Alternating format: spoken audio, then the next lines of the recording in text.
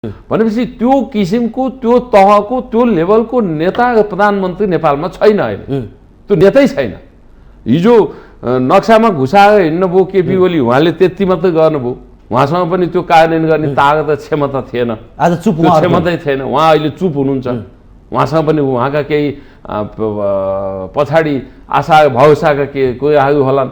र अहिले पनि मैले मेरो पार्टीको सरकार छ, मेरो पार्टीको मात्रै छैन, यहाँ 5 दलीय छ, सरकारले यो विषयमा स्पष्टसँग हुने गरे बोल्न सक्नु पर्यो, आँट गर्नु पर्यो, हिम्मत गर्नु पर्यो, भन्नु पर्यो कि यो भूमि हाम्रो हो, यो हाम्रो भूमिमा हाम्रो अनुमति बिना होला छिमेकीलाई अनुमति दिने सहयोग गर्ने र एकले अर्कोलाई सहयोग गर्नुपर्छ भन्ने कुरा कूटनैतिक वार्ता छलफलबाट होला, तर सहमति बिना गर्न हुन्न भन्ने कुरा बोल्न सक्नु पर्यो नि, पार्लिमेन्टमा बोल्नु पर्यो नि। अब तर तपाईँले भने जस्तो किन हो मौन थाहा छैन, त्यो चाहिँ मैले पनि यो गलत मौन बस्नु चाहिँ ठिक होइन भन्ने मलाई चाहिँ लाग्छ। विकार निर्वाह गर्दाखेरि मन्त्रालय टु मन्त्रालय यहाँको परराष्ट्र मन्त्रालयले त्यहाँको परराष्ट्र मन्त्रालयसँग सम्पर्क गर्नु पर्यो, परराष्ट्र मन्त्रालय मार्फत भ्याएन भने माथिल्लो लेभलमा जानु पर्यो, प्राइम मिनिस्टर टु प्राइम मिनिस्टरको बिचमा पुग्नु पर्यो, सरकार टु सरकारको बिचमा वार्ता हुनु पर्यो। त्यो त स्वाभाविक प्रक्रिया हो। तर किन यो अहिले अब बोलेको छैन नि त, बोल्नु भएको छैन, किन बोल्नु भएको छैन भन्ने प्रश्न तपाईँको पनि हो, म पनि यो देशको एउटा नागरिक हुँ, मलाई पनि लागेको छ। तर सरकारले यस सन्दर्भमा जति स्पष्टताका साथ बोल्न सक्नु पर्थ्यो, मैले भने बिपी कोइराला प्रधानमन्त्री हुँदा जुन हिम्मतका साथ बोल्नुभयो र त्यसलाई चाहिँ भारतीय प्राइम मिनिस्टरले एक्सक्युज गर्नुभयो, आज त्यो लेभलको राजनेता प्रधानमन्त्री नेपालले त्यसपछि कहिले पनि पाएन त, पाउनै प्राप्तै गर्न नसकेको अवस्थाले यो दिन आयो। हामीले हाम्रो भूमि अतिक्रमण हुँदा छिमेकीले त्यसै बोल्दा पनि त्यसलाई स्पष्टसँग बोल्न नसक्ने परिस्थिति निर्माण भएको कुरो त जगजाहेर छ। बोल्नुपर्छ, भन्नुपर्छ, पद छाड्नु पर्यो, भोलि छाड्नुपर्छ। आफूले बोल्दा आफ्नो अहिले पद छाड्नु पर्ने के कारणले छाड्नु पर्यो? राष्ट्रका लागि, सार्वभौमिकताका लागि, मुलुकको अखण्डताका लागि सबै त्याग गर्नुपर्छ। तर हामीले प्राप्ति गर्नलाई केही पनि बोल्न नसक्ने परिस्थिति हामीसँग छ। तपाईँले राम्रो कुरा उठाउनु भयो। राष्ट्रिय अखण्डता, राष्ट्रिय भूमि मिचियो भनेर भन्दाखेरि हामीले पार्लिमेन्टमा बहसको विषय बनाएका छैनौँ, बनाउन सकेका छैनौँ। त पार्लिमेन्टमा त पार्लिमेन्ट मेम्बरहरू छन् नि त, त्यो त केका लागि? प्रदेशहरूमा छन्, यत्रो ठुलो जम्बो अब 600-700 त पार्लिमेन्टको मेम्बरहरू सङ्घीयदेखि प्रादेशिक तहसम्मको छन्। बहसको सुरु गर्नु पर्यो नि। त राष्ट्रिय अखण्डताका बारेमा, भूमिका बारेमा, आफ्नो भूमि मिच्यो भनेर कतै देख्दा सुन्दा कोही पनि बहसको विषय बनाए अवस्था छैन। त्यो पार्लिमेन्टमा बहसको विषय बनाउनुपर्छ। आज पनि आफ्नो राष्ट्रियतामाथि काहीँ आँच आयो, हाम्रो भूमि अतिक्रमण हुन लाग्यो भने त बोल्नु पर्यो। त यसको पहिलो नागरिकले उठाउने विषय एकातिर हुन्छ भने दायित्व त सरकारको हो। जो प्रधानमन्त्री हुन्छ, जो सरकारमा छन्, अहिले 5 दलीय दल सरकारमा छ, त ती 5 दलका नेताहरू एक ठाउँमा बसेर पनि त बोल्न सक्नु पर्यो, सरकारलाई भन्नु पर्यो होइन यो विषयमा त गम्भीर ढङ्गले प्रस्तुत हुनुपर्छ। तर 5 दल सरकारमा मात्रै छन्, यो विषयमा बहस गरिरहेको अवस्था छैन। तपाईँले भने कुरोमा मेरो पनि सहमत छ। र अहिले यत्रो राष्ट्रिय अखण्डताका बारेमा, सार्वभौमिकताका बारेमा, देखिरहेको समस्याका बारेमा कतै छलफल छैन। अब त्यसमा नेपाली कङ्ग्रेस मात्र पार्टी त यहाँ त होइन, दर्जनौँ पार्टीहरू त छन्, कसैले बोलेका छैन। ठुला राष्ट्रियताका कुरा उठाउनुहुन्थ्यो। हिजो एउटा नाकाबन्दी हुँदाखेरि नाकाबन्दी भन्न नसक्ने पार्टी भनेर केपी शर्मा ओलीले काङ्ग्रेसलाई खुब ठुलो गाली गर्नुहुन्थ्यो। आज केपी शर्मा ओली चाहिँ किन बोलिरहनु भएको छैन थाहा छैन। उहाँ त यो देशको प्रतिपक्षी दलले त संसदभित्र यस्ता विषय त राष्ट्रियताको कुरो पनि यहाँ योभन्दा ठुलो के आउँछ भन्नुहोस् त। होला जयसिंह धामीको जुन घटना घट्यो आफ्नो ठाउँमा छ, त्यो नहुनुपर्ने घटना घटेको छ। त्योभन्दा त यो त हुन त एकजना मान्छेको ज्यानै गएको सबभन्दा ठुलै कुरो त ज्यानै भयो। तर राष्ट्रकै कुरा आउँदा त त्योभन्दा ठुलो होला नि। खोइ त यहाँका प्रतिपक्षी दल कहाँ हुनुहुन्छ, के गरिरहनु भएको छ, कुन षड्यन्त्र कुन कुनामा कुन षड्यन्त्र गरिरहनु भएको छ। त्यस कारण यो विषय अत्यन्त गम्भीर विषय हो। यो गम्भीरतालाई बुझेर हरेक यो सरकार, राजनीतिक दल, यसका संयन्त्र, यसका युनिटहरू र हामी जस्ता हरेक नागरिकले बोल्नुपर्छ। राष्ट्रिय सार्वभौमिकता, राष्ट्रिय अखण्डताका बारेमा काहीँ आँच आयो भने यो उसमा पुस्तकहरूमा पनि चुच्चे नक्सा निस्क्यो, करोडौँको किताबहरू छापियो, अनि केपी शर्मा ओलीले आदेश दिनुभयो यो किताब बन्द गराइने, यो किताबलाई बाहिर नले।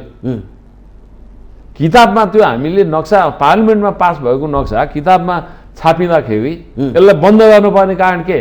केपी ओलीको।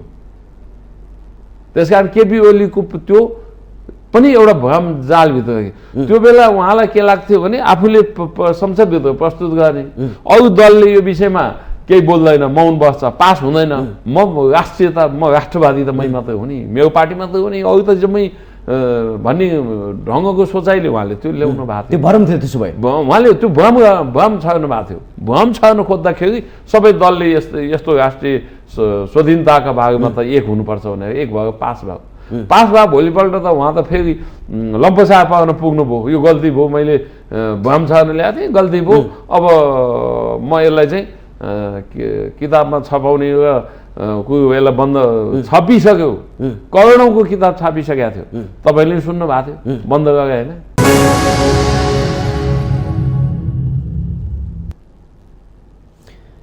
दर्शकबिन नमस्कार, स्वागत छ कार्यक्रम माउन्टेन संवाद। आजको माउन्टेन संवादमा हामी देशको स्वाधीनता, देशको सार्वभौमतामाथि प्रश्न चिन्ह उठिरहेको छ। नेपाल सरकारले मौनता देखाएको छ। लिपुले कालापानी सडक विस्तारबारे भारत सरकारका प्रधानमन्त्री नरेन्द्र मोदीले उत्तर प्रदेशको हल्द्वानीको एउटा कार्यक्रममा खुलेरै बोले, हामी बाटो विस्तार गरिरहेका छौँ, यो भारतीय जनताको लागि सुखद खबर हो भनेर उहाँले स्पष्ट रूपमा बोल्दा पनि हाम्रो भूमिबाट बाटो गइरहे पनि नेपाल सरकारको मौनता किन? किन नेपाल सरकारले आफ्नो वक्तव्य जारी गर्न सकेको छैन? न विगत देखि यो बारेमा संवाद हुन सकेको छ। तत्कालीन सरकारले नेपालको नक्सामा चुच्चे नक्सा थपे पनि त्यसपछि संवाद हुन सकेन, संवादले सार्थकता पाउन सकेन। तत्कालीन सरकारले गर्व गर्यो र त्यो गर्वमा सारा नेपाली खुसी पनि भए। के त्यो छल थियो, ढाँट थियो नेपाली जनतालाई? यदि थिएन भने त्यो संवाद किन हुन सकेन? आज सरकार मात्र होइन, कुनै पनि पार्टी यो बारेमा बोल्न चाहेको छैन। तत्कालीन केपी शर्मा ओलीको सरकारले गरेको त्यो काम सबैले तारिफ गरे, तर आज नेकपा एमाले पनि बोल्न तयार छैन। सरकारको पनि वक्तव्य जारी भएको छैन, नेपाली काङ्ग्रेस बोलेको छैन, आज धेरै पार्टीहरू बोलेका छैन। किन? के कारणले? के लिपुलेक हाम्रो भूमि हो कि होइन? यदि होइन भने किन नक्सामा हालियो सर्वसम्मति रूपमा? यदि हो भने भारतले पटक पटक भनिराख्दाखेरि पनि नेपाल सरकारको किन जवाब आउन सकेन? हिजो मात्रै अर्थात् शनिबार पनि भारतीय दूतावासले नेपाल सरकारलाई त्यो कुरा थाहा छ, यथावत र स्पष्ट रूपमा थाहा छ नेपाल र भारतको सीमा के हो भनेर भनिराख्दा पनि नेपाल सरकारको अझै पनि स्पष्ट धारणा के हो बाहिर आउन सकेको छैन। अझ भन्नै पर्दाखेरि अब बिस्तारै पार्टीहरूको बीचमा महाधिवेशन सकेर चुनावको हतारो भएको छ। चुनावको लागि संवाद हुँदैछ, वैशाखमा गर्ने भन्ने जुन किसिमको बहस भएको छ। के पार्टीहरूले समीक्षा गरे हामीले विगतका वर्षमा के गर्यौँ? जनप्रतिनिधिबाट चुनिएर हामीले, जनताबाट चुनेर हामीले के काम गर्यौँ? समीक्षा भयो विगतका वर्षमा? साँच्चीकै देशको स्वाधीनताको लागि, देशको विकासको लागि संवाद हुन सक्यो, काम गर्न सक्यो भनेर संवाद हुन सक्यो, मात्रै चुनावको संवाद भइरहेछ। आज हामी यी प्रश्न गर्नेछौँ। देशको स्वाधीनताको बारेमा बहस हुन सक्यो, तर आम जनताले देखेको कुरा भनेको एमसीसीले चर्का बहस पायो, प्राथमिकता पायो।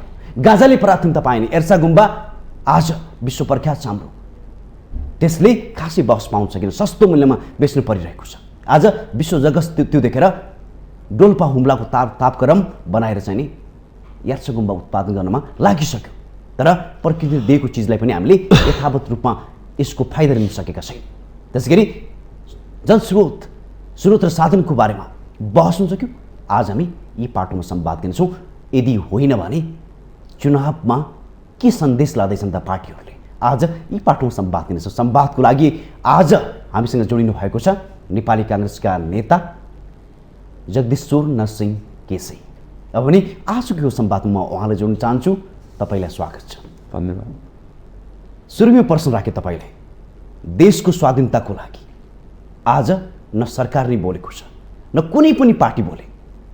आज लिपुलेखमा खुल्ला रूपमा चाहिँ नि भारतले बाटो विस्तार गरिरहेका छौँ भन्दा पनि अझ भन्नै पर्दाखेरि भारतीय दूतावासले पनि नेपालबाट त्यो कुरा स्पष्ट रूपमा नेपाल सरकारलाई थाहा छ भनेर भनिराख्दा पनि तपाईँहरूको जवाब बाहिर आउन सक्ने कारण के हो? यो विषय लिपुलेखका बारेमा पहिला पनि धेरै घनीभूत छलफल भयो र संसदमै सबै राजनीतिक दलले एक भएर लिपुलेख नेपालको नक्सामा समावेश भयो र त्यो नक्सामा चुच्चे नक्साका रूपमा प्राप्त भएको छ। र यो विषय अहिले तपाईँले कुनै पनि राजनीतिक दलले बोलेन भनेर पनि उठाउनु भयो। नेपाली काङ्ग्रेसले स्पष्टसँग 5 बुँदा सहित यो कारणले लिपुलेख लिम्पियाधुरा यो नेपालको हो, नेपालको नक्सा हो, यसमा नेपाली काङ्ग्रेस प्रतिबद्ध छ। कहीँ कोही कसैले जहाँ जे भन्दा पनि यो नक्सामा जो राखिएको लिपुलेख हाम्रो हो भन्ने कुरोमा नेपाली काङ्ग्रेसको 2टा महामन्त्रीले सार्वजनिक रूपले यो नेपाली काङ्ग्रेसको धारणा 2टा महामन्त्रीले सार्वजनिक गरेको कुरो नेपाली काङ्ग्रेसको धारणाको रूपमा आएको छ बाहिर। त्यस कारण काङ्ग्रेसले बोले कुनै राजनीतिक दलले बोलेन भन्ने कुरै छैन। हाम्रो हो र हामीले हाम्रो हो भनेर बोल्ने कुरामा कुनै धक मान्नुपर्ने कारण पनि छ जस्तो मलाई लाग्दैन। अब सरकारले यसलाई कार्यान्वयन गर्ने हो। अब यसमा सरकार किन मौन छ भनेर भन्ने कुरोको प्रश्न हुनसक्छ, किनभने सरकारको बिचमा 1-to-1 वार्ता पनि हुनुपर्छ र यस सम्बन्धमा छुट्टै परराष्ट्र मन्त्रालय मार्फत अथवा सरकारले एक देशले अर्को देशसँग कूटनैतिक रूपले प्रस्तुत पनि हुनुपर्छ, किनभने यहाँ बसेर कराउँदै मात्रै पनि सबै पार लाग्ने कुरो होइन। त्यस कारण 1-to-1 वार्ता गर्ने, एक देशले अर्को देशसँग यो हाम्रो भूभाग हो, हाम्रो भूभाग हो भन्ने कुरामा दुई मत छैन, किनभने नक्सामा पनि उहाँहरूले स्वीकारिसक्नु भएको छ भने त्यो हाम्रो भूभाग हो भन्नका लागि र यसमा 1-to-1 वार्ता गरेर छलफल गरेर यसलाई टुङ्ग्याउने कुरो होला। त्यहाँबाट बाटो खन्दैछ, त्यो देखिया छ, त्यो देखिँदाखेरि पनि होला कसैलाई कहिलेकाहीँ छिमेकीलाई सहजीकरण गर्नलाई के त त्यहाँ उहाँहरूले त्यहाँ बाटो खन्दा नेपालको लागि के त फाइदा अथवा उहाँहरूले बाट के प्राप्त हुने कुनै कि विकल्प? कहिलेकाहीँ सदियाको रूपमा रहँदाखेरि तँलाई म यो दिन्छु, तँलाई मलाई सदियाको नाताले यो मलाई चाहियो भनेर छिमेकीसँग जुन वार्ता हुन्छ ओल्लो घर पल्लो घर, यो पनि एउटा छिमेकी हो। उहाँलाई कतै जानको लागि बाटो आवश्यक छ भने नेपालसँग वार्ता गर्नु पर्यो र यहाँसँग नेपालको सरकारसँग अनुमति लिनु पर्यो। अनुमतिबाट सबै दुइटैले चित्त बुझ्ने र दुइटैको साख गर्ने ढङ्गले 1-to-1 वार्ता गरेर समस्या हल गर्ने हो। तर त्यो कूटनैतिक तरिकाले हामीले यहाँ बसेर कराए पनि भएन, उहाँले वहाँ बसेर यो हामीले बाटो खन्दैछौँ हाम्रो लागि यो ठुलो उपलब्धि हो भनेर मात्रै पनि भएन। त्यसकारण यो नक्सामा समावेश भइसकेको छ, हाम्रो हो भन्ने कुराको ऐतिहासिक पुष्टि भइसकेको छ। त्यस कारण नेपाली काङ्ग्रेस पार्टीले बोलिसकेका छ। 2टा महामन्त्रीले आफ्नो प्रेस विज्ञप्ति मार्फत 7 बजे विज्ञप्ति जारी गरिसकेका छ। त्यसमा अरू पार्टीले बोलेन, त्यो आफ्नो ठाउँमा छ, काङ्ग्रेसले बोलेको छ। तपाईँले के कुरा स्मरण गराउन चाहनुहुन्छ एमसीसीको बारेमा? प्रधानमन्त्री स्वयंले माओवादीको महाधिवेशनको उद्घाटन समारोहमा तपाईँहरू राम्रोसँग पढ्नुहोस्, यो राम्रो छ। एमसीसीको बारेमा प्रधानमन्त्री त्यसरी बोल्ने, आज सीमाको बारेमा 2 पटक भारतले बोल्दा पनि प्रधानमन्त्रीले यो भूमि हाम्रो हो, तपाईँहरूले पनि अध्ययन गर्नुपर्छ, पढ्नुपर्छ भनेर भन्नुपर्छ कि पर्दैन? अहिलेको होइन, त्यो त राज्यले सरकारले भन्नै पर्छ। आफ्नो भूमिमा कसैले हस्तक्षेप गर्न अतिक्रमण गर्न आयो भने राज्य नबोले कसले बोल्ने? एउटा व्यक्तिले बोलेको पार लाग्ने होइन। त्यसकारण एमसिसीका सन्दर्भमा पनि र यो अहिलेको लिम्पिया धोयाका सम्बन्धमा पनि जुन किसिमले भारतीय प्रधानमन्त्रीज्यूले अस्ति भन्नुभयो त्यसलाई तत्काल यस्ता विषयमा नेपाली कांग्रेस जस्तो पार्टीले सत्ता शक्ति र सत्ताका मात्रै कुरा होइनन्, मुलुकको राष्ट्रियता राष्ट्रिय सार्वभौमताका बारेमा पनि सोच्नुपर्छ। हेर्नुहोस्, तपाईँलाई याद छ कि छैन, बीपी कोइराला नेपालको प्रधानमन्त्री, भारतको प्रधानमन्त्री तत्कालीन नेहरू, उहाँले भारतको पार्लिमेन्टमा बोल्नु भएको थियो कि नेपालको सुरक्षा सीमा हिमालसम्म, हाम्रो सुरक्षा सीमा हिमालसम्म हो भनेर बोल्नुभयो र त्यसलाई तत्काल नेपालको प्रधानमन्त्री बीपी कोइरालाले पार्लिमेन्ट बोलाएर पार्लिमेन्टमा भन्नुभयो कि भारतीय प्रधानमन्त्रीज्यूले जुन भारतको प्रधानमन्त्री पार्लिमेन्टमा बोल्नुभयो उहाँको भारतको सीमा सुरक्षा सीमा त हिमाल त हुन सक्दैन। त्यसकारण यो नेपालको भूमिको सुरक्षा दिने दायित्व जिम्मेवारी मेरो हो, म नेपालको प्रधानमन्त्री हुँ। त्यसकारण के नियतले भने हो यसलाई तुरुन्त फिर्ता लिनुपर्छ भनेर भनिसकेपछि भारतीय प्रधानमन्त्री तत्कालीन प्रधानमन्त्रीले त्यो गलत नियतले भन्न खोज्या होइन, नेपाललाई यसले कतै असर पर्यो, यसको सार्वभौमिकतामाथि आँच आयो भने यसलाई मैले फिर्ता लिएँ भनेर पार्लिमेन्टमै उहाँले एक्सक्युज गर्नुभयो। भनेपछि त्यो किसिमको त्यो तहको त्यो लेभलको नेता र प्रधानमन्त्री नेपालमा छैन अहिले, त्यो नेतै छैन। हिजो नक्सामा घुसाएर हिँड्नुभयो केपी ओली, उहाँले त्यति मात्रै गर्नुभयो, उहाँसँग पनि त्यो कार्यान्वयन गर्ने ताकत क्षमता थिएन, आज चुप क्षमतै थिएन, उहाँ अहिले चुप हुनुहुन्छ। उहाँसँग पनि उहाँका केही पछाडि आशा भरोसाका के कुराहरू होलान् र अहिले पनि मैले मेरो पार्टीको सरकार छ, मेरो पार्टीको मात्रै छैन, यहाँ 5 दलीय छ, सरकारले यो विषयमा स्पष्टसँग हुने गरे बोल्न सक्नु पर्यो, आँट गर्नु पर्यो, हिम्मत गर्नु पर्यो, भन्नु पर्यो कि यो भूमि हाम्रो हो, यो हाम्रो भूमिमा हाम्रो अनुमति बिना होला छिमेकीलाई अनुमति दिने सहयोग गर्ने र एकले अर्कोलाई सहयोग गर्नुपर्छ भन्ने कुरा कूटनैतिक वार्ता छलफलबाट होला, तर सहमति बिना गर्न हुन्न भन्ने कुरा बोल्न सक्नु पर्यो नि, पार्लिमेन्टमा बोल्नु पर्यो नि। अब तर तपाईँले भने जस्तो किन हो मौन थाहा छैन, त्यो चाहिँ मैले पनि यो गलत मौन बस्नु चाहिँ ठिक होइन भन्ने मलाई चाहिँ लाग्छ। फेरि सोधेँ तपाईँलाई मैले, त्यसो भए परराष्ट्र मन्त्रालयको काम के हो? होइन, परराष्ट्र मन्त्रालय सरकार र त्यसको त सम्पूर्ण कूटनैतिक रूपले एक देशले अर्को देशसँगको भएका काहीँ विवाद निस्क्यो, कोही सीमा विवाद निस्क्यो, काहीँ कुनै किसिमका अप्ठ्याराहरू असहजताहरू भयो भने सहजीकरण गर्नका लागि परराष्ट्र मन्त्रालयले भूमिका निर्वाह गर्ने।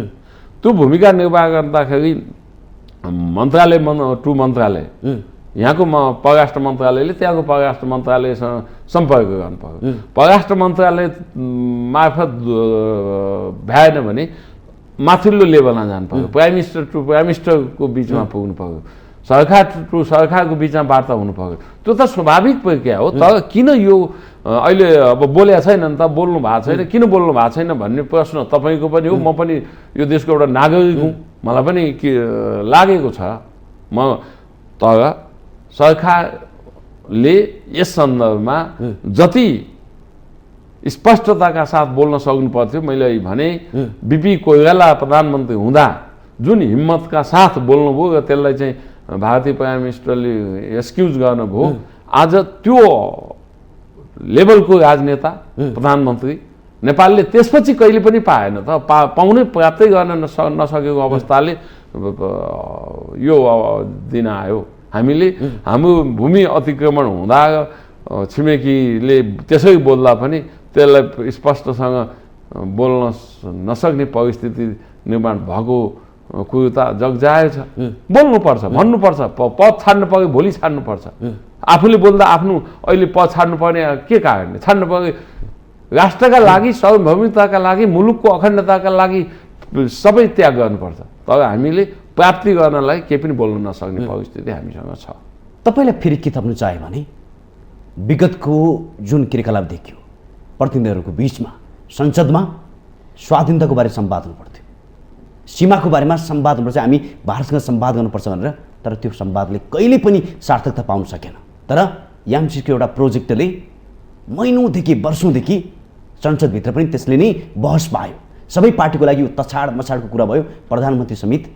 मैले अघि पनि जोडिसकेँ धेरै पटक के भनौँ, यो कुरा सबैले राम्रोसँग पढ्नुहोस्, यो देशको फलिफाप छ भन्ने चाहिँ भन्नु सक्ने, तर आफ्नो भूमि मिचिँदाखेरि कोही पनि नबोल्ने खास कारण होइन। एकदम तपाईँले राम्रो कुरा उठाउनु भयो। राष्ट्रिय अखण्डता, राष्ट्रिय भूमि मिचियो भनेर भन्दाखेरि हामीले पार्लिमेन्टमा बहसको विषय बनाएका छैनौँ, बनाउन सकेका छैनौँ। त पार्लिमेन्टमा त पार्लिमेन्ट मेम्बरहरू छन् नि त, त्यत्रो केका लागि प्रदेशहरूमा छन् यत्रो ठुलो जम्बो अब 600-700 त पार्लिमेन्टको मेम्बरहरू सङ्घीयदेखि प्रादेशिक तहसम्मको छन्। बहसको सुरु गर्नु पऱ्यो नि त। राष्ट्रिय अखण्डताका बारेमा, भूमिका बारेमा, आफ्नो भूमि मिच्यो भनेर कतै देख्दा सुन्दा कोही पनि बहसको विषय बनाए अवस्था छैन। त्यो पार्लिमेन्टमा बहसको विषय बनाउनुपर्छ। आज हाम्रो लिम्पिया धुराको बारेमा परराष्ट्र मन्त्रालयले त्यहाँ पार्लिमेन्टमा एजेन्डा लगिदिनु पर्यो, बहसको विषय बनाउनु पर्यो। त्यहाँ पार्लिमेन्टको मेम्बरहरूले के बोल्छन् त?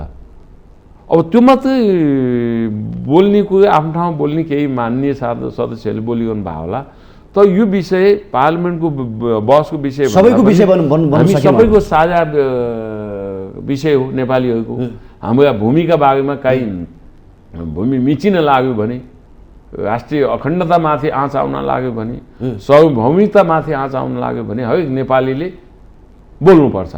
तर यसको अन्तिम जिम्मेवारी भनेको परराष्ट्र मन्त्रालय टु परराष्ट्र मन्त्रालय, government to government, prime minister to prime मिनिस्टरको बिचमा कूटनैतिक रूपले वार्ता पनि हो। वार्ता किनभने बहसले मात्रै पनि समस्या हल गर्दैन। बहसले एउटा छलफलको विषय बन्ला, त्यहाँबाट केही चिज निस्केला, तर छिमेकीसँगको वार्तै महत्त्वपूर्ण हो। वार्तैबाट समस्याको हल गर्ने हो, सहमतिबाटै टुङ्ग्याउने हो हरेक चिज। अब किनभने फेरि हामी छिमेकी, दुईवटा छिमेकीहरूमा ठुला महाराष्ट्रहरू छन्, यसका बिचमा हामी सानो पृथ्वीनारायण शाहले भने जस्तो दुई ढुङ्गाको तरुल, दुई ढुङ्गामा यसो सानो एउटा देश छ। हामीले दुवै राष्ट्रहरूसँगको कूटनैतिक सम्बन्धलाई त्यति नै प्रबल गाढा बनाएर कूटनैतिक रूपले चुस्त दुरुस्त राख्नुपर्छ, हाम्रो बाध्यता छ। त त्यो परिस्थिति आफ्नो ठाउँमा हुँदा पनि आफ्नो राष्ट्रियतामाथि काहीँ आँच आयो, हाम्रो भूमि अतिक्रमण हुन लाग्यो भने त बोल्नु पर्यो। त यसको पहिलो नागरिकले उठाउने विषय एकातिर हुन्छ भने दायित्व त सरकारको हो। जो प्रधानमन्त्री हुन्छ, जो सरकारमा छन्, अहिले 5 दलीय दल सरकारमा छ, त ती 5 दलका नेताहरू एक ठाउँमा बसेर नि त बोल्न सक्नु पर्यो, सरकारलाई भन्नु पर्यो होइन यो विषयमा त गम्भीर ढङ्गले प्रस्तुत हुनुपर्छ। तर 5 दल सरकारमा मात्रै छन्, यी विषयमा बहस गरिरहेको अवस्था छैन। तपाईँले भने कुरोमा मेरो पनि सहमत छ। र अहिले यत्रो राष्ट्रिय अखण्डताका बारेमा, सार्वभौमिकताका बारेमा देखिरहेको समस्याका बारेमा कतै छलफल छैन। एमसीसीका बारेमा कुरा उठाउनु भयो। अब एमसीसी आफ्नो ठाउँमा केही त्यहाँका राष्ट्र अहित हुने, राष्ट्रलाई अहित हुने, राष्ट्रिय अखण्डतामाथि आँच आउने, सार्वभौमिकतामाथि आँच आउने कुनै बुदाहरू छन् भने सरकार टु सरकार वार्ता गरेर यी कुरा संशोधन गर्नु। यो संशोधनबाट यी चिजहरू चाहिँ सम्झौता गर्नुहुन्छ। केही कुरालाई सम्झौता गर्न म के थपौँ? तपाईँले के थप्नु चाह्यो भने एमसीसीको बहस नहोस् भन्नु चाहेको होइन कसैले पनि, तर देशी रहेन भने यस्ता विषयले चाहिँ नि वर्षौँदेखि प्राथमिकता पाउने, देशको भूमि मिच्दाखेरि, नेपाली जनता सीमामा मर्दाखेरि, ज्यान गुमाउँदाखेरि अनि जनप्रतिनिधिहरू नै बोल्दैन, कुनै पार्टी नै बोल्दैन भने पार्टीहरूको के काम, सरकारको के काम भने त तपाईँहरूले जवाब दिनु पर्ला नि। होइन, स्वाभाविक कुनै संवाद काङ्ग्रेसको मात्र होइन, यो देशैको, राजनीतिक दलहरूको, सरकारको र सबै आम नागरिकको पनि हो। मेरो छिमेकमा मेरो नेपाली एउटा नागरिक माथिलाई पीडा भएको छ भने मैले बोल्ने, म केही पनि छैन भनेर चुप लगाएर बस्ने होइन नि। मेरो पनि दायित्वभित्र पर्छ है त्यो। जयसिंह धामीले न्याय पाएन। जयसिंह धामीका बारेमा अहिले पनि खोइ छानबिन समिति बन्यो भनेको छ, के रिपोर्ट आयो, के प्रतिवेदन दियो त्यसले, अब जयसिंह धामी त सकिएपछि हामीसँग त्यसको न्याय पाउने कुनै ठाउँ त छ नि, देखिया छ, रेकर्ड छ। एउटा मान्छे बिचको तुइन तरेर जाँदाखेरि तुइन फुकाल्ने सिन छ, त्यो त स्पष्टसँग हामीले हाम्रो सरकार टु सरकार अथवा यहाँको अब त्यो लेभलबाट हुन्छ कि हुँदैन थाहा छैन, सेना टु सेना, किनभने त्यहाँको सुरक्षा उतापट्टि पनि सेनै हो, यतापट्टि जुन घटना घट्या पाउपट्टि, अब त्यो कुन लेभलले गर्ने भन्ने कुरो यी विषयमा नेपालीहरूले भयो सक्यो न्याय प्राप्त गर्न सके अवस्था छैन। त्यसले गर्दा यी हरेक विषयमा राज्य त सबै नागरिकको लागि साझा हो, कुन दल होइन। अहिले सरकारमा 5 दल छ, त 5 दल कुन छन् आफ्नो ठाउँमा छ, त यो देशको हरेक नागरिक हरेकले न्याय पाउनुपर्छ। हरेकमाथि अन्याय भयो भने राज्यले बोल्नुपर्छ। त्यो राज्य भने त त्यसका लागि हो नि। किन चाहियो त राज्य? अहिले तपाईँले भने जस्तो किन चाहियो राज्य, किन चाहियो दल, किन चाहियो अन्य किसिमका संयन्त्रहरू? यी सबै संयन्त्र वाइज रूपमा त्यसको न्यायका लागि, यो देशको नागरिकले कुनै ठाउँमा अन्याय भयो भने, मुलुकभित्र अन्याय भयो भने त्यहाँभित्र न्याय दिने, अन्तर्राष्ट्रिय रूपमा अन्याय भयो छिमेकीबाट भयो भने त्यो अन्यायका लागि prime minister to prime minister सम्बन्धित मन्त्री मार्फत, परराष्ट्र मन्त्रालय मार्फत, सरकार मार्फत, एक सरकारले अर्को सरकारसँग हो यो त अन्याय भयो त। अन्याय हुन त अरूले जे गरे पनि हुने, हामीले चाहिँ अन्याय सही गर्नुपर्छ भन्ने कुरो त होइन। त्यो त बोल्न सक्ने सरकारसँग तागत हुनु पर्यो। त्यो तागत भएको सरकार आज नेपालमा कति छ मलाई थाहा छैन, म पनि त्यो विषयमा अन्यलमा छु। तर जुन बेलामा बिपी कोइराला हुनुहुन्थ्यो त्यो बेलामा त्यो हिम्मत राख्ने प्रधानमन्त्री र सरकार थियो। एउटा नागरिकमाथि अन्याय भयो भने राज्यले बोल्थ्यो, प्रधानमन्त्रीले बोल्थे, एक देशसँग अर्को देशसँगको कूटनीतिक वार्ता मार्फत समस्याको हल हुन्थ्यो। त आज त्यो परिस्थिति कमजोर भएकै छ। मैले फेरि पनि दोहोऱ्याउन चाहे, यो संवाद कसैले पनि काङ्ग्रेसको भने नसम्झिनु होला, यो देशको संवाद हो। आज सरकार मात्रै होइन, कुनै पनि पार्टी बोलेन, किन नबोलेको होला? कुनै पनि पार्टी बोलेन भन्ने कुरो त मैले फेरि अहिले यहाँ अहिले पनि भने, नेपाली कङ्ग्रेसले बोलेको महामन्त्री दुईटाको 7 बुँदे सार्वजनिकरण जो स्पष्टसँग भनेको छ 1 देखि 7 सम्म यो कारणले नेपाली कङ्ग्रेस यसमा प्रतिबद्ध छ, यो हाम्रो भूमि हो भन्ने कुरामा दुविधा छैन। त्यसकारण दुईटा महामन्त्रीले बोल्नु भनेको नेपाली कङ्ग्रेसले बोलिरहेको छ। त्यसकारण नेपाली कङ्ग्रेसले बोलेको छ, कार्यान्वयन गर्ने नेपाली पार्टी त एउटा आफ्नो कुरो राख्ने न हो। पार्टीले तपाईँलाई म के थपौँ, हामीले बलभद्र कोष अनि इतिहास पढ्यौँ। बलभद्र कुँवरको शालिग पनि छ अहिले देहरादुनमा, विदेशीहरूले मारे जतिखेर, शत्रुहरूले मार्दाखेरि उहाँले भनेको थियो तपाईँलाई हामी जोगाउँछौँ। उहाँले भने म देशको लागि छातीमा गोली रोप्छु तर फर्केर जाँदैन। त्यो इतिहास बोकेका हामी नेपाली आज जुन किसिमले एमसीसीको एउटा सानो प्रोजेक्टको लागि तथार मछाड गरेर नेताहरू बोल्न भ्याउँछन्, आज यो बारेमा बोल्न सके भनेर मात्रै सोधेको मैले। चाहे पार्टी होस् चाहे सरकार होस्, त्यो लेभलको संवाद हुन सक्यो मैले भने। नेताहरू कसले बोले, को नेताले बोल्यो, कुन मन्त्रीले बोले अथवा प्राइम मिनिस्टरले बोलेनन्, त्यो विषयमा मैले भनिरहेको छैन। त पार्टीका हिसाबले नेपालमा जतिवटा राजनीतिक दलहरू छन्, ठुला कहिलेकाहीँ ठुला राष्ट्रियताको कुरा पनि गर्छन् अहिले, त अहिले किन बोलेका छैनन्? ती दल त छन्, तपाईँलाई थाहा होला होइन, किन बोलेका छैनन्? त नेपाली कङ्ग्रेसले बोलेका छैन भन्न मिल्दैन। किन मिल्दैन भने नेपाली कङ्ग्रेसका दुईटा महामन्त्रीले संयुक्त रूपले हस्ताक्षर गरेर यो विषयका 7वटै बुँदा, मैले त्यो बुँदा आज तपाईँकै हुन त तपाईँसँग होला, त्यसले के स्पष्ट पार्छ भने नेपाली कङ्ग्रेस यो विषयमा स्पष्ट छ, यो हाम्रो हो, चुच्चे नक्सासहित नेपालको नक्साभित्र छ, यसबारेमा कुनै नेपाली कङ्ग्रेससँग दुविधा छैन, कुनै किसिमको भ्रम पर्नु पर्दैन। काङ्ग्रेस यो हाम्रो हो, यो भूमि भन्ने कुरामा आम नेपाली नागरिक र अब त्यो प्रेस विज्ञप्तिले छिमेकीले पनि बुझेकै होला, किनभने नेपाली कङ्ग्रेस पार्टीले यो हाम्रो भनेर कमिटमेन्ट र प्रतिबद्धता र सार्वजनिकरण गरिसकेका छ भन्ने कुरो।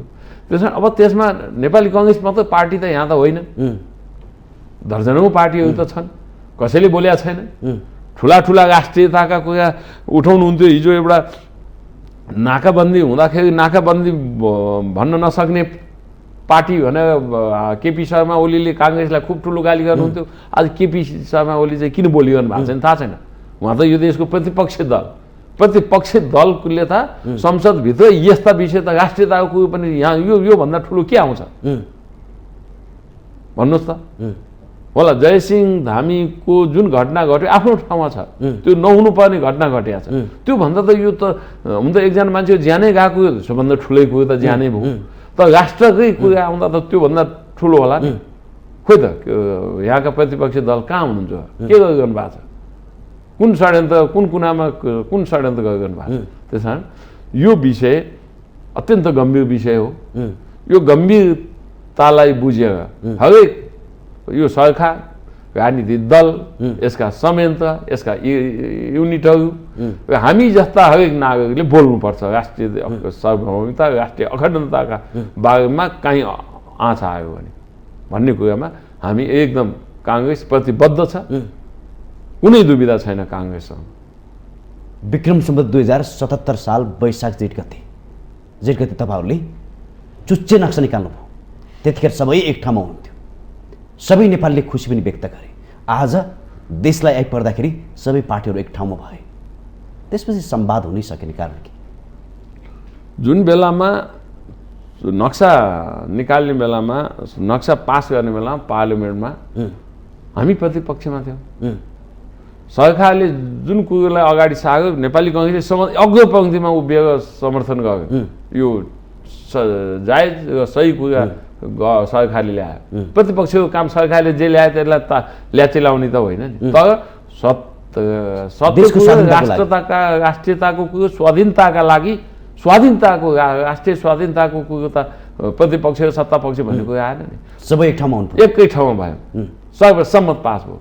सर्वसम्मत पास भयो भोलिपल्ट त कार्यान्वयन गर्ने काम तत्कालीन अवस्थामा सरकारको थियो, त्यो छाडिदिनु भयो उहाँले। अनि पछि के अरे पाठ्य यो उसमा पुस्तकहरूमा पनि चुच्चे नक्सा निस्क्यो,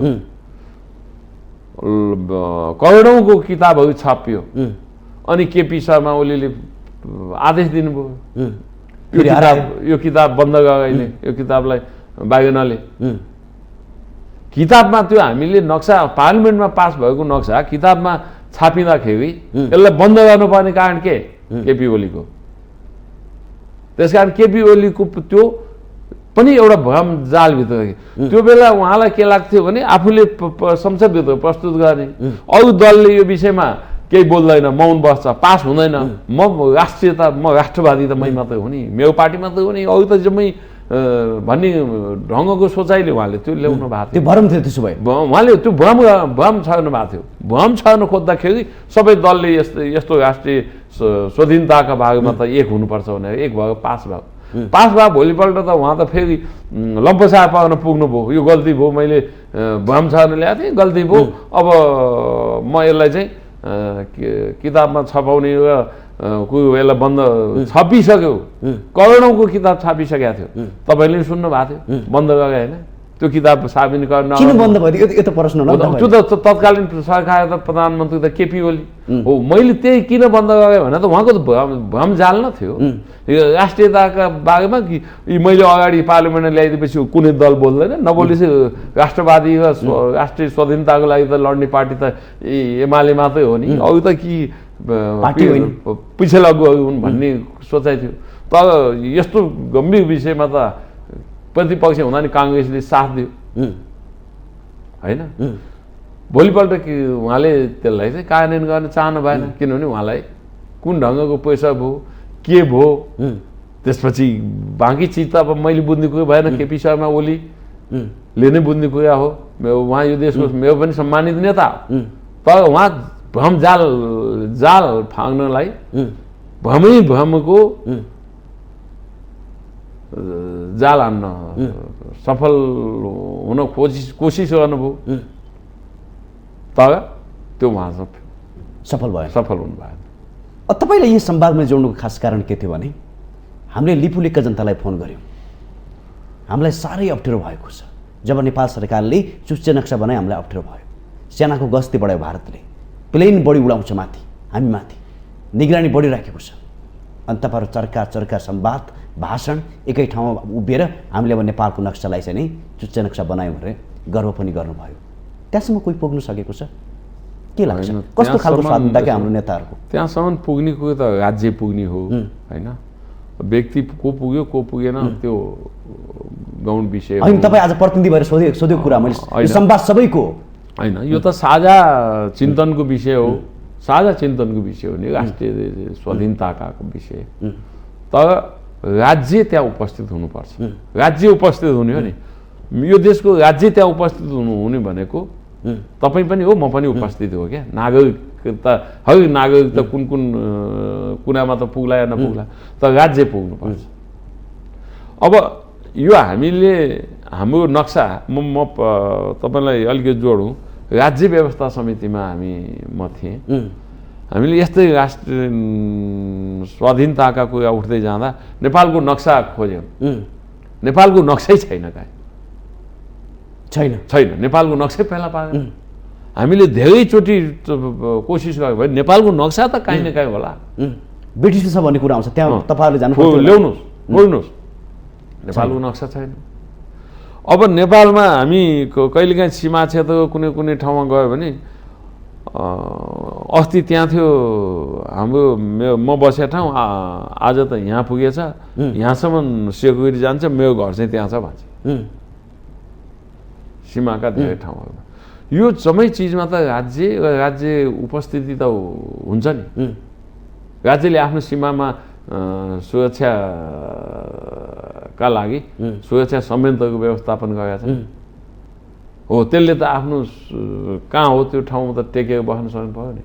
त्यसरी यी धेरै चिजहरू हामीले किन हामी कमजोर हुनुपर्ने, किन हाम्रो स्वाधीनताका लागि, हाम्रो सार्वभौमिकताका लागि, हाम्रो राष्ट्रिय अखण्डताका लागि कोहीसँग कमजोर हुनुपर्ने? ठिक छ, छिमेकीहरूसँगको वार्ता छलफल बहस कूटनैतिक सम्बन्ध राख्नुपर्छ, त्यो सम्बन्धलाई अझै प्रगाढ बनाउनुपर्छ, हिजोको भन्दा आज अझ असल सम्बन्ध बनाएर लानुपर्छ। सो नयाँ आउने सरकारको दायित्व जिम्मेवारी त्यो हो। तर त्यसको पछाडि कुनै पनि विषयमा राष्ट्रिय स्वाधीनताकै बारेमा नि नबोलिकन बस्ने भने चाहिँ यो त ठिक भएन भन्ने कुरामा कुनै दुविधा छैन। म यो तपाईँको टेलिभिजन आयो भनिरहेको छु, अहिले सरकार काङ्ग्रेसको छ, मेरो पार्टीको सभापति प्रधानमन्त्री। आज यो दायित्व राष्ट्रियताको स्वाधीनताको बारेमा अहिले उठेका प्रश्नको बारेमा त्यसको दायित्व जिम्मेवारी त यो सरकार हो, त्यसमा उहाँ मात्रै हुनुहुन्न। फेरि यो त दलीय गठबन्धनवाला हो। हेर्नुहोस्, सबै दलसँग सहमति नगर्दा भोलिपल्ट गभर्मेन्ट ढल्छ, त्यसले सबैसँग सहमति गर्नुपर्ने होला। सबैसँग सहमति गर्दा कुन के विषयमा कसलाई के चुकुल खुस्केला। यहाँ त अहिले काङ्ग्रेसको प्रधानमन्त्री सरकारमा गएर प्रधानमन्त्रीको मात्रै होइन, 5 दलीय हरेक निर्णय 5 दलीय नै हो। 5 दलीय सहमति बिना अलिकति अग्रगतिमा जानु खोज्यो कि रिमोट कन्ट्रोल। तपाईँले एउटा कुरा थाहा मन लाग्यो, तत्कालीन केपी शर्मा ओलीको सरकारले लोकतन्त्रमाथि प्रहार गर्यो, संविधानमाथि प्रहार गर्यो भनेर यो सरकार निर्माण भएको तपाईँलाई थाहा होला। तर आज गठबन्धन सरकारको प्रभावकारिता देखियो सीमाको बारेमा होइन। केपी शर्मा ओली 2/3 बहुमतको दम्भ र घमण्डमा रम्नुभयो। उहाँलाई त्यसले ठुलो घमण्ड चढ्यो, दम्भ बढ्यो। उहाँसँग कसैको केही विषयमा बोल्दा कसैले चुकुल कहाँ फुस्केला अथवा रिमोट कन्ट्रोलबाट हट्ला भन्ने थिएन। उहाँ आफै 2/3 बहुमतको छेउमा हुनुहुन्थ्यो। तर उहाँले त्यो 2/3 को दम्भले घमण्डले मुलुकलाई, देशको संविधानलाई समाप्त गर्ने, खोस्टा बनाउने कोसिस गर्नुभयो राष्ट्रपति र उहाँ मिलेर।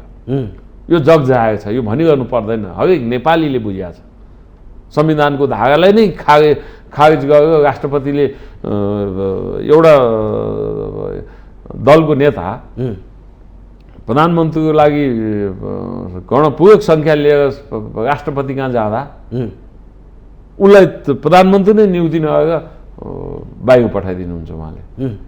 त्यो त संविधानमाथि ठुलो आघात हो, प्रहार हो। यस्तो प्रहार त संविधानको धागा एउटै मान्छे, संविधानको धागा 76 को 1 देखि 7 सम्मको प्रधानमन्त्री हुन्छ कहिले पनि हुँदैन। त्यो संविधानको कल्पनै होइन। त्यो एउटै मान्छे, 1 नभए 2 नभए 3 नहुँदा 5 नहुँदा अनि अन्तिम अवस्थामा मात्रै 5 धागामा गएर अनि नयाँ सरकार बन्ने हो। अनि 2 वा 2 भन्दा बढी दल मिलेर बन्ने। तर उहाँ त सुरुदेखिको अन्तिमसम्म आफै मात्रै प्रधानमन्त्री बन्ने मात्रै त्यो संविधानको परिकल्पना हो। त्यसले संविधानलाई मिच्न खोजे होइन, संविधान समाप्त गर्न खोजे होइन, संविधानलाई खोस्टो बनाएर फाग्न खोजे हो नि। त त्यसबाट तत्कालीन अवस्थामा अब कति अग्रपङ्क्तिमा अदालत गयो, कति जानु पर्थ्यो त्यो आफ्नो ठाउँमा छ। अदालतले नै प्रधानमन्त्री नियुक्ति गर्ने हो कि होइन त्यो संविधानले बोल्छ बोल्दैन त्यो पनि मलाई थाहा छैन। त्यो मैले नजानेको हो, मैले जान्दै नजानेको हो। संविधानमा चाहिँ त्यस्तो थिएन। तर हाम्रो न्यायालयले प्रधानमन्त्री नै नियुक्ति गर्यो। त पुग्नु पर्थ्यो पार्लियामेन्टमै हो। मैले जानेको, मैले बनाएको, म पनि संविधान बनाएको एउटा सदस्य भएको हुनाले न्यायको लागि न्यायालय गइयो। न्यायालयले पार्लियामेन्टमा गएर प्रधानमन्त्री चुन भन्नु पर्थ्यो। त प्रधानमन्त्री 24 घण्टाभित्र नियुक्ति गर्यो भन्ने परमादेश भयो।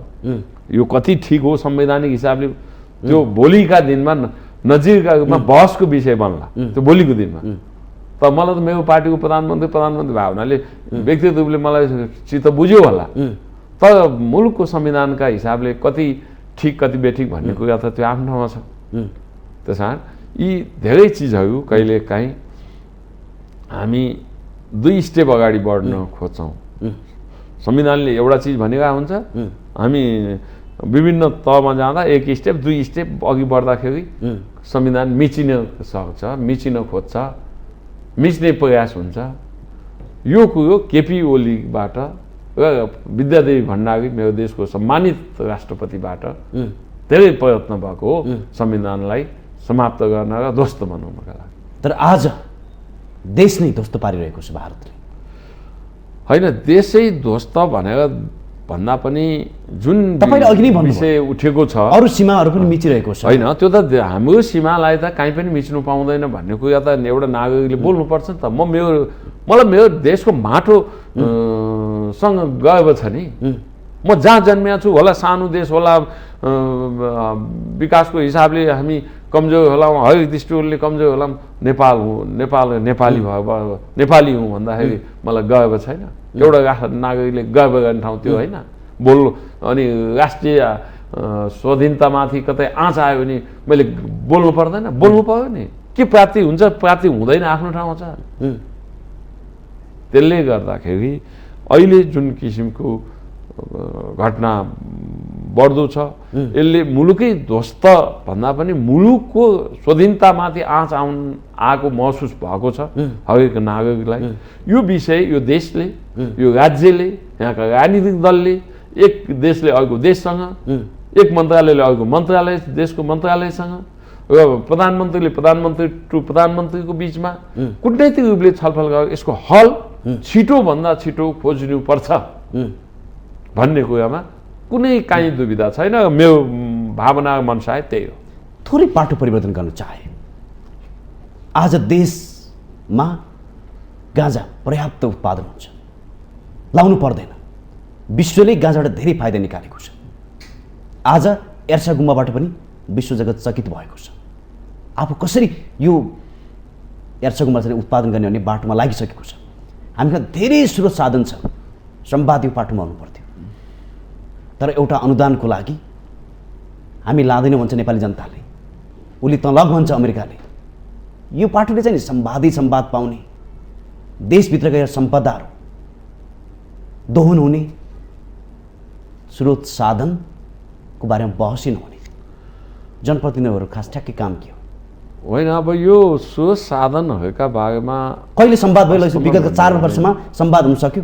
सक्यो होइन। यो तपाईँले अहिले उठाएको प्रश्न यो हाम्रो स्रोत साधनहरू हुन्। यार्सा गुम्बा भन्नुहोस्, यो गाँजा भन्नुहोस्, कहिले संवाद पार्टी पाउन सक्यो? अब यो गाँजाका बारेमा चाहिँ अहिले धेरै चिज पनि नबोलिहाल्नु। अब यो यसलाई फरक ढङ्गले पनि लिन्छ, तर मुलुकको आय स्रोतका दृष्टिकोणले त हरेक चिज प्राकृतिक वनस्पतिहरू था संवाद हुनुपर्थ्यो भन्नु खोजेँ मैले। हाम्रो बिचमा त यी सम्पदाहरू के हुन् त, यी चिजहरू के हुन्? प्राकृतिक रूपले स्वतः स्फूर्त रूपले उत्पादन भएका चिजहरू राष्ट्रका लागि आर्थिक रूपले आय आर्जन गर्ने महत्त्वपूर्ण पाटो हो। जस्तो अहिले यार्सा गुम्बा यति ठुलो मूल्यमा बिक्री वितरण हुन्छ, तर हामी सस्तोमा बेचिरहेका छौँ। तर हामीले त्यहाँको यार्सा गुम्बा, त्यो हिमालमा गएर यार्सा गुम्बा टिप्ने किसान त्यसले त केही पनि पाउँदैन। उसले ज्यान जोखिममा राख्छ। उसको ज्यान त जति बेला पनि जे पनि हुनसक्छ, तै पनि बाँचेर ल्याएर 1 किलो, आधा किलो, 1 पाउ किनेर ल्याउँदाखेरि उसले त्यहाँ धेरै धेरै ज्यालामा मजदुरी मात्रै उठाउने हो। अब यो जम्मै त बिचौलियाले खाने हो।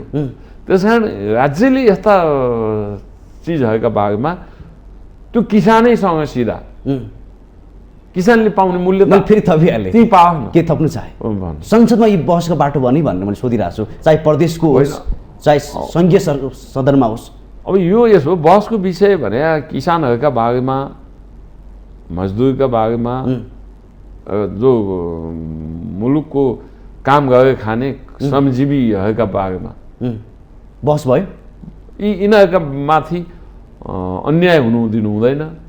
यिनीहरूलाई न्याय प्राप्ति गर्नका लागि न्यूनतम उनीहरूले आफूले काम गरे बापतको ज्याला पाउने आफ्नो ठाउँमा छ। र यस्ता उत्पादनहरूका जो ज्यान जोखिममा लागेर ल्याउने प्राकृतिक उत्पादनहरू छन्, यस्ता चिजका बारेमा बहस भन्दा पनि उनीहरूलाई उचित मूल्य राज्यले दिने हो।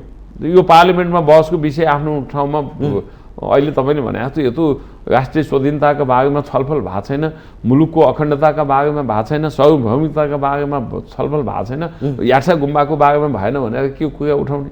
त यसलाई चाहिँ कमसेकम राज्यले उसलाई उचित मूल्य कसरी दिने भन्ने कुरो चाहिँ। अहिले मैले यो किन जोडेको भने यो विगत वर्षमा हेर्दाखेरि यामसिसीले रसकसी नै भयो, संसदले त नि चर्का भाषण भए, संवाद भए। तपाईँहरू बिस्तारै चुनावमा जाँदै हुनुहुन्छ, सन्देश यामसिसी मात्रै हो कि अरू केही पनि गर्नुभयो भनेर समीक्षा हुन्छ भनेर सोधेको मात्रै हो मैले। होइन, अब कुनै पनि विषयवस्तुमा पार्लिमेन्टकोमा आफ्ना आफ्ना मन्त्रालयले ल्याउने विषयवस्तु बहसको विषय रहन्छ र पार्लिमेन्टको कुनै पनि मेम्बरले कुनै पनि समयमा शून्य समय होस् अथवा विशेष समय होस् आफ्नो कुरो कुनै मन्त्रालयले कुनै विषयमा त्यहाँ विषयवस्तु प्रस्तुत नहुँदा पनि एउटा पार्लिमेन्टको मेम्बरले बोल्न सक्छ। आज एउटा पार्लिमेन्टको मेम्बरले यार्सा गुम्बाका बारेमा बोल्न सक्छ। त्यो बारेमा एउटा कुनै ठाउँमा कुनै घटना भयो त्यो बारेमा बोल्न सक्छ। यो त छुट पार्लिमेन्टमा हुने हरेक सदस्यलाई जहिले पनि छ। तर हामीले त्यो विषयवस्तुका बारेमा कति समय दिन्छौँ, पार्लिमेन्टमा कति बहस छलफल गर्छौँ भन्ने कुरो आफ्नै ठाउँमा होला। तर छलफल र बहस गर्नको लागि पार्लिमेन्टमा रोकिँदैन, कहीँबाट नै रोकिँदैन, कसैले नै रोक्ने कोही छैन। तपाईँ 1 मिनट शून्य समयमा यस्ता चिज धेरै चिज बोलिन्छ, 1 मिनटमा बोलिन्छ होला। बोल्दाखेरि कम हुँदाखेरि पनि सट्टै विषयवस्तु हुँदा साथ 1 मिनट लामो कुरो राख्न सकिन्छ। राख्ने त राखिरहेका छन्। त्यस कारण पार्लिमेन्ट जनताको प्रतिनिधिमूलक संस्था हो। त्यो संस्थामा हरेक दिन डे टु डे जनतामाथि कतै भएका यस्ता राष्ट्रियताका बारेमा, नागरिकमाथि बारेमा, किसानका बारेमा, मजदुरका बारेमा, कुनै श्रमजीवी नागरिकका बारेमा भएका अन्यायका विरुद्धमा कुनै पनि पार्लिमेन्टको मेम्बरले बोल्न सक्छ। अहिले त झन् हेर्नुहोस् 7 प्रदेशमा 7 वटा पार्लिमेन्ट छन्, जति बोले पनि प्रदेशमा बोलिन्छ। गाउँपालिका आफ्नो स्थानीय सरकार छ, नगरपालिका आफ्नो स्थानीय सरकार छ, स्थानीय सरकारको आफ्नो अधिकार क्षेत्र अत्याधिक छ, उसले त्यही आफ्नो नागरिकको बारेमा भन्न सक्छ, गर्न सक्छ, कार्यान्वयन गर्न सक्छ। अहिले अब संवैधानिक हिसाबले जनताले स्थानीय सरकारदेखि केन्द्रसम्म आइपुग्दा धेरै जनप्रतिनिधिमूलक संस्थाहरू पायो, अधिकार पनि प्राप्त दिएको छ। सङ्घमा त कति आइपुग्नु पर्छ त? स्थानीय सरकार र प्रादेशिक सरकारमै धेरै त्यही काम सम्पन्न हुन्छ। कुनै पनि नागरिक अब सरकारको सङ्घीय सरकारसँग आइपुग्नु कम आइपुग्नुपर्छ। तर हामीले संस्थाहरू यस्ता धेरै जन्मायौँ, संवैधानिक रूपले पनि जन्मायौँ। त्यसले कति काम गर्न सक्यो, कति जनताको नागरिकको लागि सेवा गर्न सक्यो, त्यो अब आउने दिन भावी दिनमा मूल्याङ्कनको विषय हो। फेरि पनि मैले सोधिहालेँ, तपाईँहरू जनतामा जाँदै हुनुहुन्छ, विगत 4 वर्ष पुरा भइसक्यो र 5औं वर्ष पुराउने क्रममा छ। यी 4-5 वर्षको हाराहारीमा के कुरामा बढी संवाद र सार्थकता पायो भन्न सक्ने आधार छ? तपाईँहरूले गाउँ गएर सन्देश दिन सक्ने आधार छ? होइन, अहिलेको यो 4 वर्ष सक्यो, अब 5 स्थानीय, अब वैशाखमा चाहिँ चुनाव गर्ने, वैशाखमा स्थानीय चुनाव हुनुपर्छ। अब स्थानीय चुनाव हुने, अब यहाँ त नेपालको संविधानले स्थानीय चुनाव, स्थानीय सरकारको पदावधि सकिएको 6 महिनाभित्र स्थानीय सरकारको निर्वाचन गर्नुपर्नेछ भनेर संवैधानिक व्यवस्था। फेरि निर्वाचन निर्देशिका निर्वाचन नियमावलीले स्थानीय निर्वाचनभन्दा 2 महिना अगाडि नै निर्वाचन घोषणा गर्नुपर्ने। अब मूल कानुनका र यो मेन मूल कानुन संविधान र निर्वाचन आयोगको निर्देशिकाले नै विवादित देखियो, बाजियो।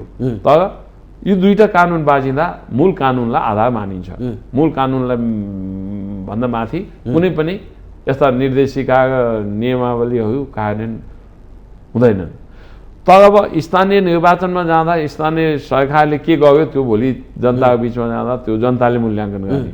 प्रादेशिक सरकारका बारेमा मूल्याङ्कन त्यहाँका त्यो प्रदेशभित्र होला र सङ्घीय सरकारले गरेका कामको मूल्याङ्कनलाई खोज्ने हो भने हेर्नुहोस्, नेपाली कङ्ग्रेस प्रतिपक्षमा वास्तवमा नेपाली जनताले यो संसदमा पुग्दाखेरि हामीलाई प्रतिपक्षमा बस, 5 वर्ष प्रतिपक्षमा बस, प्रतिपक्षमा गएर खबरदारी गर भन्ने जनादेशै हो। हामीलाई जनादेश त प्रतिपक्षका लागि थियो नि। हामीले त्यो जनादेश अनुसारको 3.5 वर्ष भूमिका निर्वाह गर्यौँ, जनताका पक्षमा, जनताका नागरिकका पक्षमा, जनजीविकाका पक्षमा, हरेक क्षेत्रमा भएका अन्याय र का विरुद्धमा नेपाली कङ्ग्रेसले। अब हामीसँग धेरै टाइम छैन। अब अहिले नेपाली कङ्ग्रेसलाई बाध्यता, सरकारमा पुग्नुपर्ने बाध्यता, सडकमा अन्तिममा चाहिँ नि अब हामीले स्वाधीनताको बारेमा धेरै संवाद गऱ्यौँ, लिपुलेखको बारेमा। अब यसमा तपाईँहरू चाहिँ कसरी अगाडि बढ्नुहुन्छ अन्तिममा?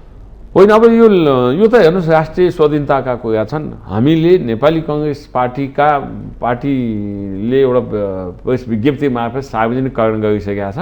यही कुरालाई टेकेर हामी जनता बिचमा हामी यसमा अडिग छौँ। हामी यसमा काहीँ दुविधा छैन, हामीलाई काहीँ त्यसमा दुविधा राख्नुपर्ने कुरो पनि छैन र राख्दैनौँ भन्ने कुरामा हामी अडिग छौँ।